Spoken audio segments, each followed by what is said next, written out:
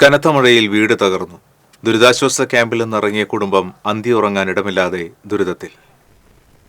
നെന്മണിക്കര പഞ്ചായത്തിലെ പുലക്കാട്ടുകര ചക്കുന്തറ പരേതനായ രവിയുടെ ഭാര്യ 65 വയസ്സുള്ള മണിക്കും കുടുംബത്തിനുമാണ് ഈ ദുരവസ്ഥ. മണിയും മകനും ഭാര്യയും 2 മക്കളുമാണ് ഇതോടെ ദുരിതത്തിലായത്. കഴിഞ്ഞ ആഴ്ചയുണ്ടായ ശക്തമായ കാറ്റിലും മഴയിലുമാണ് ഇവരുടെ ഓടിട്ട വീടിന്റെ മേൽക്കൂര തകർന്നു വീണത്. ഇതിനു മുൻപ് വീട്ടിൽ വെള്ളം കയറിയതിനെ തുടർന്ന് കുടുംബം തലോർ സ്കൂളിലെ ദുരിതാശ്വാസ ക്യാമ്പിലേക്ക് മാറിയിരുന്നു. എന്നാൽ ക്യാമ്പ് അവസാനിപ്പിച്ചതോടെ അവിടെ നിന്നിറങ്ങിയ മണിക്കും കുടുംബത്തിനും താമസിക്കാൻ ഇടമില്ലാത്ത അവസ്ഥയായി. പഞ്ചായത്ത് വില്ലേജ് അധികൃതരെ വിവരമറിയിച്ചെങ്കിലും ആരും തന്നെ സൗകര്യം ഒരുക്കിയില്ലെന്നാണ് ആക്ഷേപം.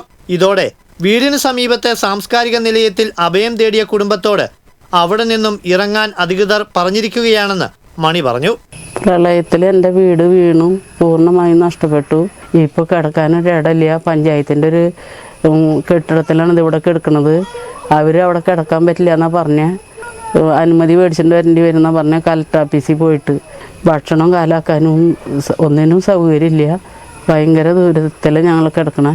ലൈഫ് ഭവന പദ്ധതിയുടെ മുൻഗണനാ പട്ടികയിൽ ഉൾപ്പെട്ടിട്ടുണ്ടെങ്കിലും തുടർ നടപടികളൊന്നും ഇതുവരെ ആയിട്ടില്ല. എന്നാൽ മണിയുടെ കുടുംബത്തെ മാറ്റിപ്പാർപ്പിക്കാൻ വാടക വീട് അന്വേഷിക്കുന്നുണ്ടെന്നും അതുവരെ താൽക്കാലികമായി താമസിക്കാൻ സ്ഥലമൊരുക്കിയതായും വാർഡ് മെമ്പർ സണ്ണി അറിയിച്ചു. TCV പുതുക്കാട്.